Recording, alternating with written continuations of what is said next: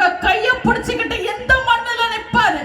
அமைச்சரானாலும் அவருக்கு கோயம்புத்தூர் கோயம்புத்தூர் தான், தொண்டாமுத்தூர் தொண்டாமுத்தூர் தான். நம்ம பத்தி பேசினது போறோம், இப்ப ஸ்டாலின் பத்தி பேசலாம். 1000 ஆண்டுகள் ஆனாலும் ஞாபகம் வச்சிருக்கிற அளவுக்கு சாதனைகள் 5 வருஷத்துல திமுக செஞ்சிருக்குன்னு மைக்கிலேயே மேகி கிண்டுறாரு ஸ்டாலின். நான் யோசிச்சு பார்த்தேன், அப்படி என்ன சாதனைங்க செஞ்சிட்டாங்கன்னு. நல்லா யோசிச்சா சில உண்மை இருக்கோ அந்த ஸ்டேட்மெண்ட்லன்னு நினைச்சேன். இந்தியாவுக்கு சுதந்திரம் கிடைச்சு 79 வருஷம் ஆச்சு.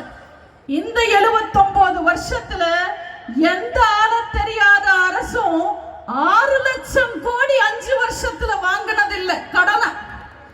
5 வருஷத்துல 6 லட்சம் கோடி கடன் வாங்கி சாதனை படைச்ச ஒரே அரசு ஸ்டாலினோட திருட்டு திமுக அரசு. 63 வருஷ திராவிட ஆட்சி காலத்துல கள்ளச்சாராயம் குடிச்சு செத்தவனுக்கு 10 லட்சம் நிதி உதவி எந்த ஆட்சியும் கொடுத்ததில்லை. குடிகாரனுக்கு அள்ளி கொடுக்கிற சாதனை செஞ்சது ஒரே அரசு இந்த ஸ்டாலினோட திருட்டு திமுக அரசு. அண்ணா யூனிவர்சிட்டி கட்டி 40 வருஷத்துக்கு மேல ஆயிடுச்சு. ஆனா இப்படி ஒரு கொடூரமான பாலியல் வன்கொடுமை நடந்ததே இல்லை. ஒரு திமுக கட்சிக்காரனை வச்சு அவனை காப்பாத்துறதுக்கு ஒரு திமுக அமைச்சரை வச்சு அவரை காப்பாத்துறதுக்கு ஒரு திமுக போலீஸ வச்சு ஒரு மிகப்பெரிய வன்கொடுமை செஞ்சு முடிச்சிட்டாங்க. இந்த விஷயத்துல இந்த திமுக அரசு செஞ்சிருக்கு, ஸ்டாலினோட அரசு செஞ்சிருக்கு.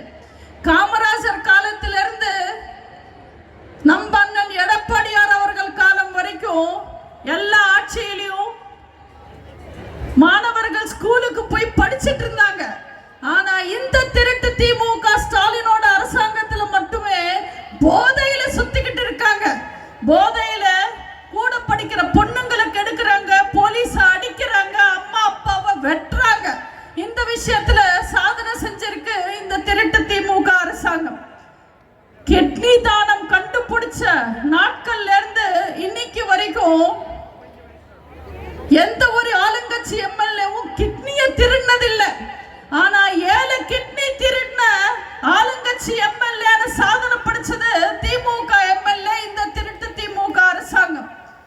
டாஸ்மாக் ஒண்ணு கண்டுபிடிச்சதுக்கு அப்புறம் கவர்மெண்ட் டாஸ்மாக் நடத்த ஆரம்பிச்சதுக்கு அப்புறம் பாட்டிலுக்கு 10 ரூபாய் திருடி ஊழல் செஞ்சு கைதியாவும் அமைச்சராகவும் டபுள் ஆக்ஷன் ஒரே ஒருத்தனை பண்ண வச்சு சாதனை படைச்ச அரசாங்கம் இந்த திருட்டு திமுகவோட அரசாங்கம். சொமாலியான்ற நாடை அழிக்கிறதுக்கு 30 வருஷம் ஆச்சு.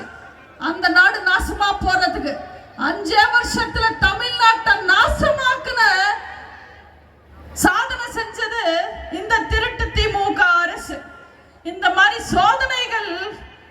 சோதனைகளை சாதனைகளாக்குன பெருமை ஸ்டாலினுக்கு உண்டு. இதுக்கு மேல திமுக தமிழ்நாட்டுல ஆட்சிக்கு வந்தா திமுக இருக்கும், ஆனா தமிழ்நாடு இருக்காது. பெண்களை பூமி தாய் பூமாதேவின்னு சொல்லுவாங்க. அவங்களுக்கு ரொம்ப பொறுமை, எவ்வளவு துன்பங்கள் கொடுத்தாலும் தாங்குவாங்க. அதனாலதான் பூமி தாய்வாங்க. ஆனா அந்த பூமி கூட ஒரு நாள் பொறுமையை இழந்துட்டு 2 உடைஞ்சு உலகத்தையே முழுகிடும். பூமி தாய் பொறுமைக்கு எல்லாம் உண்டு. பெண்களுக்கு எதிராக நடக்கிற குற்றங்களை வேடிக்கை பார்க்கிற சாமியோட பொறுமைக்கும் ஒரு எல்லை உண்டு. இதுல ஸ்டாலின் சொல்றாரு பெண்கள் பாதுகாப்பா இருக்காங்கன்னு. வெல்லும் தமிழ் பெண்கள் விளம்பரம் கொடுக்கிறார் வெக்கமே இல்லாம ஸ்டாலின். பெண்களோட நிலைமை என்ன ஸ்டாலினுக்கு சொல்ற. கனிமொழியோ துர்கா ஸ்டாலினோ கீதா ஜீவனோ தமிழச்சி தங்கப்பாண்டியனோ ஜெயிச்சா பெண்கள் ஜெயிச்ச மாதிரி இல்ல. ஒவ்வொரு குடும்பத்துல இருக்கிற பெண்கள் ஜெயிச்சாதான் பெண்கள் ஜெயிச்ச மாதிரி. ஆனா இன்னைக்கு என்ன நிலைமை? சாதாரண பெண்கள் சந்தைக்கு போக முடியல, குடும்ப பெண்கள் கோவிலுக்கு போக முடியல, சின்ன குழந்தைங்க ஸ்கூலுக்கு போக முடியல, கன்னி பொண்ணுங்க கல்லூரிக்கு போக முடியல. ஒரு பெண் கணவரோடையோ காதலனோடையோ அப்பா அம்மாவோடையோ நிம்மதியா வெளியில நடமாற முடியல. இன்னைக்கு ஒரு பொண்ணு வீட்டை விட்டு வெளியில போனா அவங்க குடும்பம் என் பொண்ணு நேரத்தோட வருவாளான்னு கவலைப்படுறதில்ல, மானத்தோட வருவாளா உயிரோட வருவாளான்னு கவலைப்படுறாங்க. இது எதனால நடக்குது? இதுக்கு காரணம் என்ன? போதை, கஞ்சா போதை, டாஸ்மாக் போதை, முன்வாசல் பின்வாசல் 24 மணி நேரமும் சாராயம் ஓடுது. அந்த போதையில அவன் பார்க்கறது தங்கையவா தாயா தாரமா யாருன்னு அவனுக்கு தெரியல. நீங்களே சொல்லுங்க, கொஞ்சம் யோசிச்சு பாருங்க. 2.5 வயசு குழந்தைய ஒரு திமுக காரன் கெடுக்கிறான்.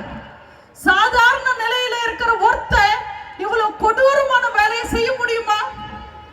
ஒரு மிருகத்தால தான் இந்த மாதிரி செய்ய முடியும். பல் முளைக்காத குழந்தைய கெடுக்கிறாங்க, பல் போன மூதாட்டையும் கெடுக்கிறாங்க.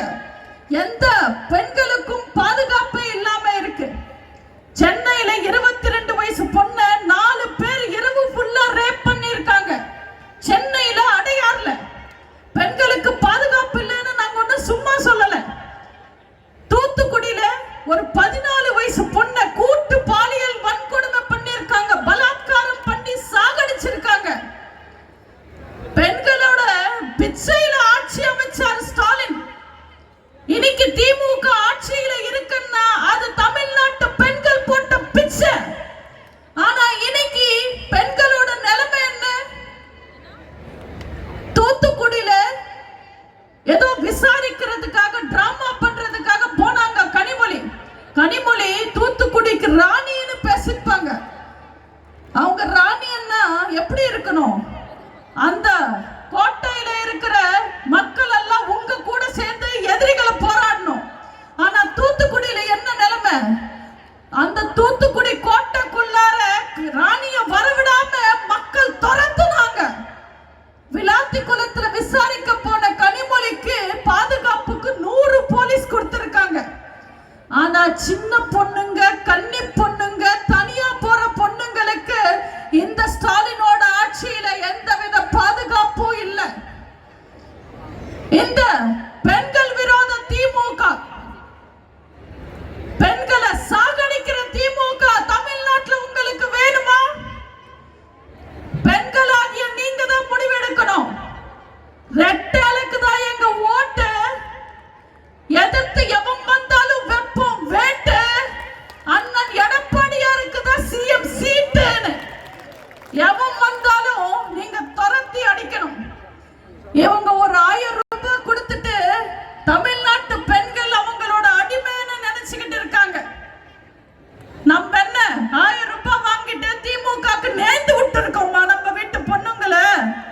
நீங்க வாங்குற ஒவ்வொரு ரூபாவும் ஸ்டாலின் கொடுக்கிறது நம்ம வீட்டுல குடும்ப செலவுக்கு இல்ல, நம்மளுக்கு தெரிஞ்ச பொண்ணுங்களோட சாவுக்கு காரியத்துக்கு செலவு பண்ண. உங்களுக்கு அக்கவுண்ட்ல வர்ற ஒவ்வொரு பணமும் உங்களுக்காக இல்ல, உங்க முன்னேற்றத்துக்காக இல்ல, உங்க அழிவுக்காக வருது. தயவு செஞ்சு அதெல்லாம் ஏத்துக்காதீங்க. போன முறை எத்தனையோ பொய்யான வாக்குறுதிகள், போலி விளம்பரங்களை கொடுத்து மக்களை ஏமாத்தி ஆட்சிக்கு வந்தாங்க திமுக ஸ்டாலின். இப்பவும் கட்டு கட்டா மூட்டை மூட்டையா வருவாங்க, பொய்களை தூக்கிட்டு விளம்பரங்களை தூக்கிட்டு. அவங்க பொய் பிரச்சாரத்தை விளம்பரங்களை மட்டுமே நம்பி இருக்காங்க. உண்மையான விஷயங்கள் அவங்க சொல்லவும் மாட்டாங்க. நேருக்கு நேரா தைரியமா நேர்மையா சண்டை போடுறது திமுகவுக்கும் தெரியாது, ஸ்டாலினுக்கும் தெரியாது. இங்க இருக்கிறவங்களுக்காக ஒரு சின்ன கதை மட்டும் சொல்லி முடிச்சுக்கிறேன். ஒரு ஊர்ல ஒரு சின்ன கடை வச்சிருந்த வியாபாரி இருந்தார்.